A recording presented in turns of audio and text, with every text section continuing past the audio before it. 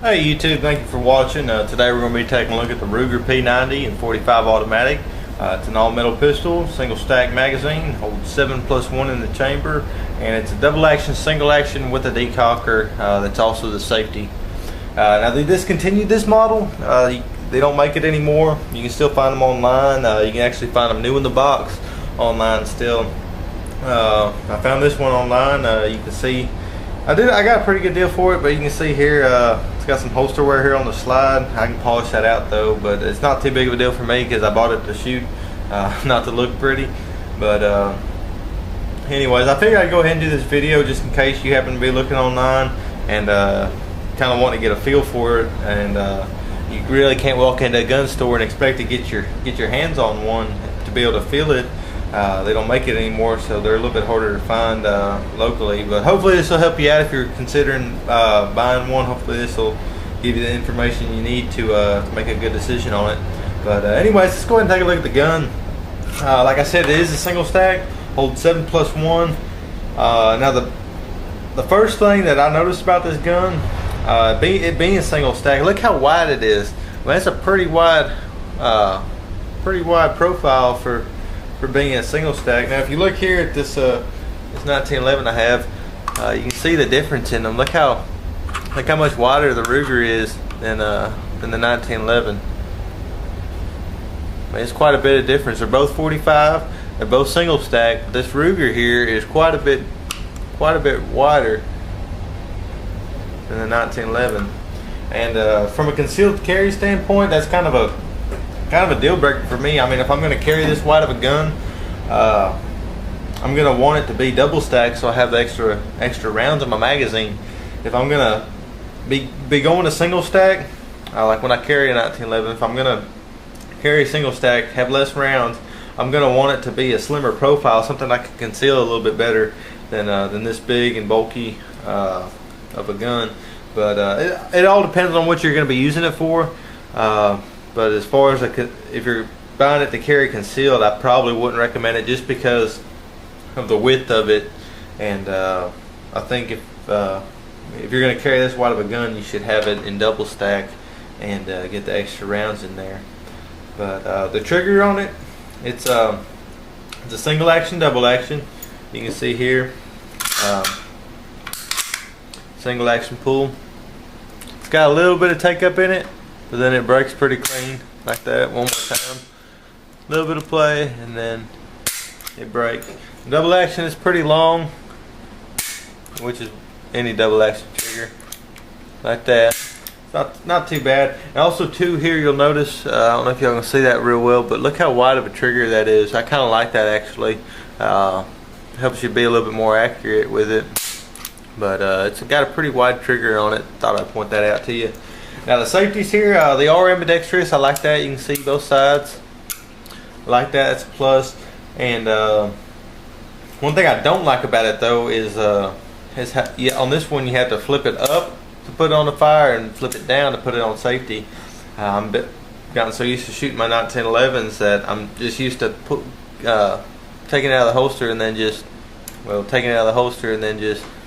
putting down to fire, rather than having to flip it up. It's a little bit awkward for me. Could just be that I'm used to flipping down instead of flipping up. It just depends on what you're used to, but that's another drawback for me there. Now this is the safety is also the decocker. You can see here, just flip it down, puts it on safety and decocks it. And one thing interesting too about this is when it's on safety, you can pull the trigger and nothing happens. You can pull back the hammer and it keeps on falling. It won't stay back, and you can rack it, and that hammer won't stay back at all while it's on safety.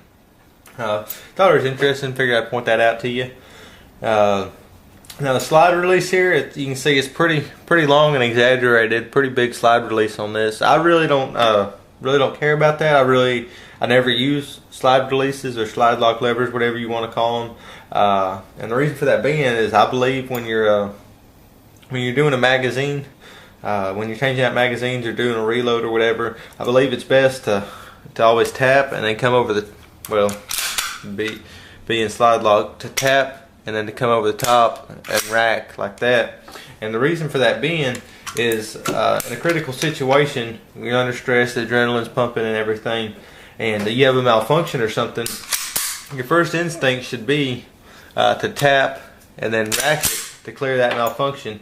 And in that critical situation with the adrenaline pumping and all that, you're going to revert to how you train. So if you're doing this constantly, it's all muscle memory. If you're doing this constantly, tap and rack, it's just going to be second nature to you. When you get in that when you get in that situation, it's going to be instinct for you. Just tap and rack, and you'll do it without even noticing it. And I just believe that's the best way to train. That's how I train, and that's how I recommend it. And a lot of experts out there too recommend that method rather than relying on the slide release. And also in a critical situation, you may not, with all the adrenaline pumping and everything that's going on, you may not have that fine motor skill to just do that. You want to keep your movements real exaggerated and simple. But anyways, that's just my viewpoint on it, and some other people share that viewpoint as well. But anyways, that's my thoughts on it. Now the grips here, you can see I got some polymer grips on here, Ruger logo. A little bit of etching in them. There's no serrations here on the front.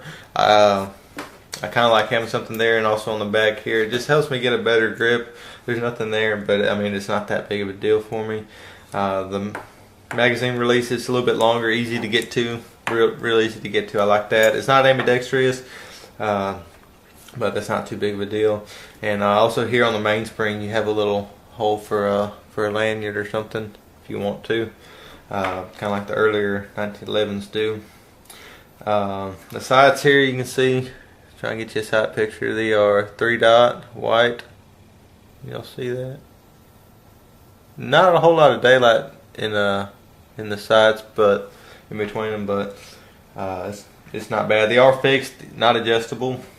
3-dot white. And we'll go ahead and do a quick takedown of it real quick. It's pretty simple to take down. Over here you have this little button, and what you'll do is first you'll rack it back, and then down in here you're gonna want to push this down.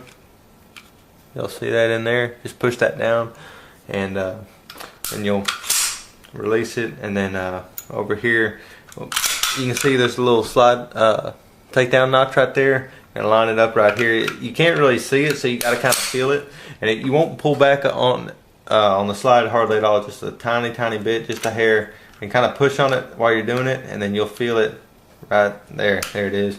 And you'll just pull the slide lock out, and your barrel will come all the way off, or your slide will.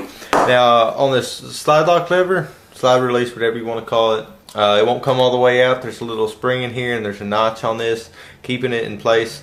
On the 40 caliber version of this gun, it'll come all the way out. I think actually the 40 I have is a little bit newer model than this, so that could be the reason there. But so don't worry about taking this out. It won't come out unless you get in there and push that spring up and take it out. But anyways, and then to take it down the rest of the way, it's pretty simple. Just take out your recoil spring, and then your barrel comes right out. But not going to go into all that. It's pretty simple.